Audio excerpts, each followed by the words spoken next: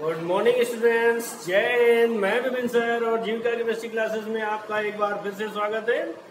Hello students, मैं आपको chapter 6 तत्वों के निष्कर्षण के सिद्धांत में पार्ट 3 पढ़ा चुका हूं और आज आपको पार्ट 4 पढ़ना है। ठीक है ना, पार्ट 4 पढ़ना है क्लास 12th और चैप्टर का नाम है आपका चैप्टर 6 तत्वों के निष्कर्षण के सिद्धांत, जिसमें मैंने आपको पार्ट 3 में भट्टियां पढ़ा रहा था। ठीक है ना, क्या पढ़ाया था? भट्टियां पढ़ाया था। और भट्टियां पढ़ाते समय मैंने आपको 3 भट्टियों के बारे में बता दिया था, परावर्तनी भट्टी, वात्या भट्टी और मफल भट्टी। चौथी प्रकार की भट्टी आज के इस वीडियो में मिलेगी, सीमेंस मार्टिन की खुले तल की भट्टी। ये चौथी भट्टी है जो सीमेंस मार्टिन ने बनाई थी। इसके बारे में तो क्या है, इसके डिटेल में ध्यान से देख लें कि यहाँ पर प्रोड्यूसर गैस प्लस गर्म वायु का मिश्रण ईंधन के रूप में भेजा जाता है। यहाँ पर गर्म किया जाने वाला अयस्क यानी घान या चार्ज रखा जाता है और यहाँ से व्यर्थ गैसें बाहर निकल जाती हैं। आई बात समझ में? तो इसको डायग्राम के अकॉर्डिंग वर्णन करेंगे। इस भट्टी की भीतरी सतह पर CaO व MgO यानी कैल्शियम ऑक्साइड और मैग्नीशियम ऑक्साइड का स्तर लगा होता है। तो आइए देखते हैं, बड़े ध्यान से सुनिएगा। चलिए शुरू करें। यह भट्टी परावर्तनी भट्टी का सुधरा हुआ रूप है। परावर्तनी भट्टी आपने नंबर 1 पर पढ़ी थी। तो यह भट्टी परावर्तनी भट्टी का सुधरा हुआ रूप है। इस भट्टी का उपयोग स्टील बनाने में किया जाता है। इसका उपयोग क्या बनाते हैं? इससे स्टील बनाई जाती है। यह भट्टी परावर्तनी भट्टी का सुधरा हुआ रूप होता है। इसका उपयोग स्टील बनाने में किया जाता है। ये खुले तल की भट्टी होती है। खुले तल से मतलब इसका निचला हिस्सा ये खुला होता है। देखिए, यहाँ से भी ओपन है और यहाँ से भी ओपन है। तो ये खुले तल की भट्टी होती है, जिसके अंदर की ओर यानी भीतरी सतह पर यहाँ पर अंदर की ओर CaO व MgO यानी कैल्शियम ऑक्साइड और मैग्नीशियम ऑक्साइड का स्तर लगा होता है। इस भट्टी में अयस्क को गर्म करने के लिए, इस भट्टी में अयस्क को यानी घान या चार्ज को गर्म करने के लिए प्रोड्यूसर गैस तथा गर्म वायु का मिश्रण भेजा जाता है, जिससे भट्टी का ताप उच्च हो जाता है और वो इस उच्च ताप पर जो ऑक्सीकृत अशुद्धियां होती हैं वो ऑक्सीकृत होकर व्यर्थ गैसों के साथ बाहर निकल जाती हैं और अयस्क हमारा पिघल जाता है। आई बात समझ में? चलिए एक बार फिर से वर्णन देख लेते हैं। यह भट्टी परावर्तनी भट्टी का सुधरा हुआ रूप है। एक बार फिर से देखना है। यह भट्टी परावर्तनी भट्टी का सुधरा हुआ रूप है। इसका उपयोग स्टील बनाने में किया जाता है। इसका उपयोग स्टील बनाने में किया जाता है। इस भट्टी की भीतरी सतह पर CaO व MgO का स्तर लगा होता है तथा अयस्क यानी या घान या चार्ज को गर्म करने के लिए प्रोड्यूसर गैस तथा गर्म वायु का मिश्रण भेजते हैं, जिससे ऑक्सीकृत अशुद्धियां ऑक्सीकृत होकर व्यर्थ गैसों के साथ बाहर निकल जाती हैं और अयस्क हमारा पिघल जाता है। आगे समझ में? एक बार फिर से देख ले ताकि आपको याद हो जाए और आप नोट्स भी बना सकें। यह भट्टी परावर्तनी भट्टी का सुधरा हुआ रूप होता है। इसका उपयोग स्टील बनाने में किया जाता है। इसकी भीतरी, यह खुले तल की भट्टी होती है। इसकी भीतरी सतह पर CaO व MgO का स्तर लगा होता है। अयस्क को गर्म करने के लिए प्रोड्यूसर गैस व गर्म वायु का मिश्रण भेजते हैं, जिससे भट्टी का ताप उच्च हो जाता है। उच्च ताप पर ऑक्सीकृत अशुद्धियां ऑक्सीकृत होकर व्यर्थ गैसों के साथ बाहर निकल जाती हैं और अयस्क हमारा पिघल जाता है। तो इस तरह से आपने 4 भट्टियां पढ़ ली। यही 4 आपके बोर्ड एग्जाम में आती रहती हैं, इससे ज्यादा कुछ नहीं आएंगी। आज भाषण में तो भट्टियों का टॉपिक एक समाप्त होता है और आगे देखते हैं आगे कौन सा टॉपिक है। चलिए स्टूडेंट्स आगे देखते हैं। अभी आपने पढ़ा 3 पार्ट में आपने पढ़ लिए धातु कर्म क्या होता है, निस्तापन, वर्जन, प्रगलन, है ना। अब उसके बाद में आप पढ़ रहे थे भट्टियां हो गई 4। अब उसके बाद में धातुओं का निष्कर्षण, कि धातुओं को हम किस प्रकार से प्राप्त करते हैं, कितने पदों का यूज होता है, कितने प्रक्रम लगते हैं, कितना कौन सा प्रोसेस काम करता है, इन सब चीजों के अध्ययन के लिए हम धातु कर्म करते हैं। तो हेडिंग आपकी आती है कुछ प्रमुख धातुओं का धातु कर्म। ठीक है ना, क्या हेडिंग हो गई? कुछ प्रमुख धातुओं का धातु कर्म। यानी इसके अंतर्गत हमें इस चैप्टर में 4 धातुओं के निष्कर्षण का अध्ययन करना है। एल्यूमिनियम, कॉपर, जिंक और आयरन, 4 धातुओं के निष्कर्षण का अध्ययन करना है। पहली धातु आपकी एल्यूमिनियम लिखी हुई है। एल्यूमिनियम आप जानते हैं, सब देखा है, घरेलू बर्तनों का प्रयोग होता है, प्रेशर कुकर बनते हैं, भगोने वगैरह बनते हैं एल्यूमिनियम के, है ना। इन सब चीजों का निर्माण एल्यूमिनियम से किया जाता है। क्या होता है एल्यूमिनियम? देखिए, एल्यूमिनियम प्रतीक इसका Al होता है। ये आप बहुत पहले से जानते हैं, शुरुआत में ही पढ़ा, 11th में 9th में पढ़ा दिया जाता है। प्रतीक एल्यूमिनियम है। परमाणु क्रमांक 13 होता है और परमाणु भार 27 होता है। परमाणु क्रमांक 13 और परमाणु भार 27 होता है। देखो बेटा, अगर आप इस तरह से लिखते हैं, आप बोर्ड एग्जाम में कॉपी में सेंटर में हेडिंग डालेंगे एल्यूमिनियम, मान लीजिए कॉपर का निष्कर्षण आया तो आप कॉपर डालेंगे, आयरन का आया तो आयरन डालेंगे, उसका प्रतीक लिखिए, परमाणु क्रमांक लिखिए, परमाणु भार लिखिए। इस तरह से अगर आप कॉपी को तैयार करते हैं, हेडिंग को अंडरलाइन कीजिए, तो आपके बहुत अच्छे मार्क्स आ जाते हैं। और अभी आप जो क्वेश्चन पढ़ रहे हैं ये 5 मार्क्स का क्वेश्चन है, यानी बोर्ड एग्जाम में आएगा तो 5 मार्क्स का आएगा। ठीक है ना, लॉन्ग आंसर में आता है। फिर हेडिंग है आपकी प्रमुख अयस्क। देखिए, किसी भी धातु को प्राप्त करने के लिए अयस्क चाहिए होता है। ठीक है ना, और अयस्क हमने आपको क्या पढ़ाया था कि अयस्क उसे कहते हैं जिससे धातु का निष्कर्षण कम खर्चे में सरलता पूर्वक किया जा सके, अयस्क कहलाता है। ठीक है ना। खनिज तो सारे होते हैं, जो पृथ्वी के अंदर से प्राप्त होता है वो खनिज होता है। प्रमुख अयस्क से मतलब जिनसे धातु का निष्कर्षण किया जाता है और कम खर्चे में ज्यादा मात्रा में धातु प्राप्त होती है, उसे हम कहते हैं अयस्क। जिसमें पहला अयस्क है आपका बॉक्साइट। सूत्र होता है Al2O3 × 2H2O, corundum Al2O3, डायस्कोर Al2O3 × H2O, gypsite Al2O3 × 3H2O, cryolite Na3AlF6।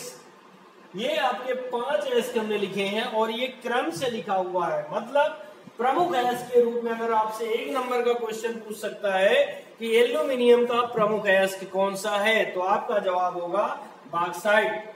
अब क्वेश्चन ऐसे भी आता है, कह देता है क्वेश्चन की एल्यूमिनियम के 2 प्रमुख अयस्कों के नाम और सूत्र बताइए। ठीक है ना, एल्यूमिनियम के 2 प्रमुख अयस्कों के नाम और सूत्र बताइए। तो आपको ये दोनों मतलब कोई भी 2 आपको याद होना चाहिए, जिसमें पहला जरूर याद होना चाहिए क्योंकि वो प्रमुख अयस्क होता है और उसी के आधार पर धातुओं का निष्कर्षण किया जाता है। आई बात समझ में? तो कम से कम इसके 2 नाम और सूत्र आप याद कर लेंगे। ठीक है ना। आगे चलते हैं। अगर आपको अच्छे मार्क्स लेने हैं तो अगली हेडिंग आपकी आती है निष्कर्षण। क्या कह रहा है? एल्यूमिनियम का निष्कर्षण मुख्यतः बॉक्साइट द्वारा किया जाता है। ठीक है ना, यानी बॉक्साइट क्या हो गया? इसका प्रमुख अयस्क हो गया। तो एल्यूमिनियम का निष्कर्षण मुख्यतः बॉक्साइट द्वारा किया जाता है। किसके द्वारा करेंगे? बॉक्साइट के द्वारा करेंगे। अयस्क में उपस्थित अशुद्धि के आधार पर निम्न विधियों का प्रयोग करते हैं। अयस्क में उपस्थित अशुद्धि के आधार पर निम्न विधियों का प्रयोग करते हैं। यानी ये हमारा अयस्क रहा और इस अयस्क से हमें एल्यूमिनियम इसे प्राप्त करना है और इसमें जितनी जैसी अशुद्धियां होती हैं उसी के आधार पर हम उसी विधि का प्रयोग करते हैं। ठीक है ना, इतनी बात समझ में आ गई है? नोट कर लें या स्क्रीनशॉट ले लें और आइए आगे चलते हैं कि किस विधि का पहली विधि इसकी कौन सी है। देखिए, पहली विधि नंबर 1 पर हेडिंग आई आपकी हॉल विधि। अभी आपने पीछे पढ़ा था कि अयस्क में उपस्थित अशुद्धि के आधार पर निम्न विधियों का प्रयोग करते हैं। पहली विधि आपकी हॉल विधि है। क्या लिखा है कि जब अयस्क में आयरन व सिलिका, है ना, इसको अंडरलाइन कर लेंगे, ये आपके 2 शब्द हैं अशुद्धियों के, कि जब अयस्क में आयरन व सिलिका की अशुद्धि होती है तब इस विधि का प्रयोग करते हैं। याद हो गया होगा ये पॉइंट। एक बार फिर से, जब अयस्क में आयरन व सिलिका की अशुद्धि होती है तब इस विधि का प्रयोग करते हैं। नंबर 1 क्या होती है ये विधि? 3 पदों में पूरी होती है। कितने पदों में पूरी होगी? 3 पदों में पूरी होती है। नंबर 1 है बॉक्साइट को सोडियम कार्बोनेट के साथ, बॉक्साइट को सोडियम, अब देखिए बॉक्साइट का सूत्र क्या होता है? Al2O3 into 2H2 plus sodium carbonate NO2CO3 के साथ गर्म। तो परिभाषा बनती है बॉक्साइट को सोडियम कार्बोनेट के साथ मिलाकर गर्म करने पर, सोडियम कार्बोनेट का सूत्र Na2CO3 होता है। बॉक्साइट को सोडियम कार्बोनेट के साथ मिलाकर गर्म करने पर बॉक्साइट में उपस्थित एल्यूमिनियम ऑक्साइड यानी ये वाला भाग Al2O3 सोडियम कार्बोनेट Na2CO3 के साथ क्रिया करके गलित सोडियम मेटा एल्यूमिनेट बनाता है, के साथ क्रिया करके गलित सोडियम मेटा एल्यूमिनेट बनाता है। यानी ये बनेगा 2NaAlO3, ये सूत्र है सोडियम मेटा एल्यूमिनेट का, ठीक है, प्लस CO2 और प्लस 3H2, ठीक है ना, सॉरी 2H2।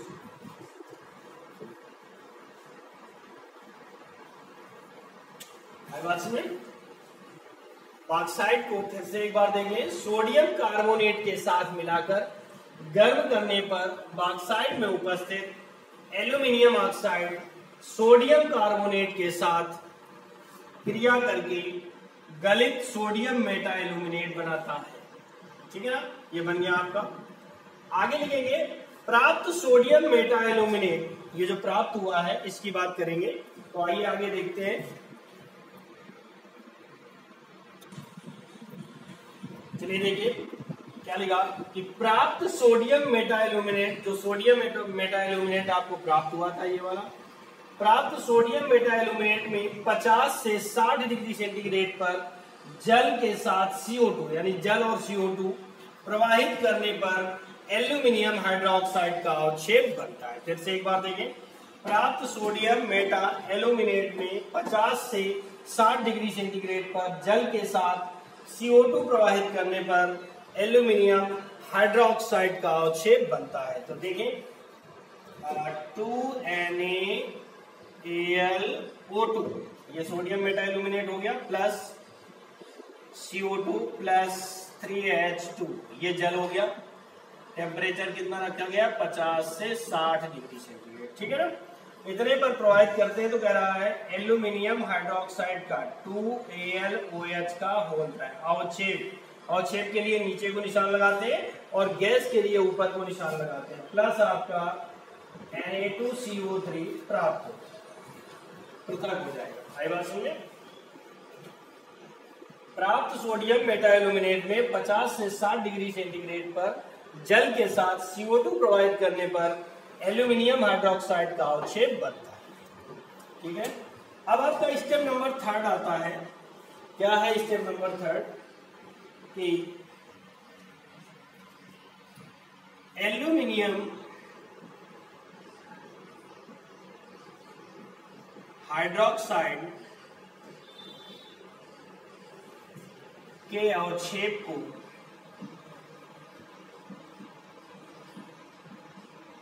धोकर,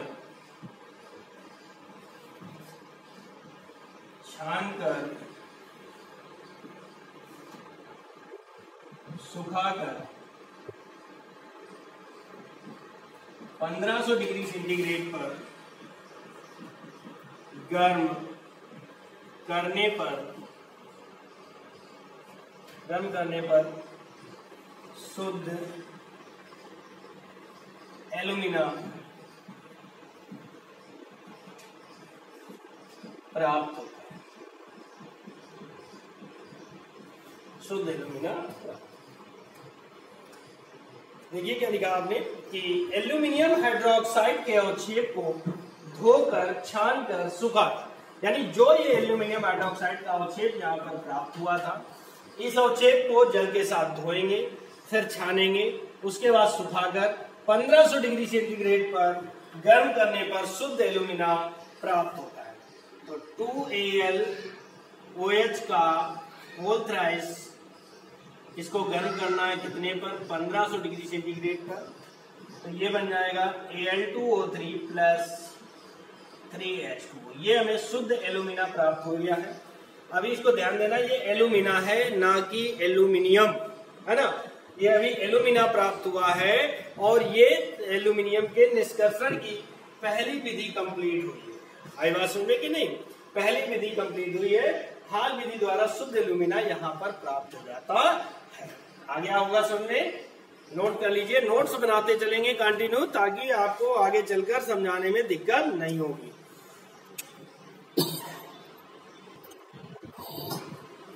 आइए देखिए, हॉल विधि आपकी फिनिश हो गई, समाप्त हो गई।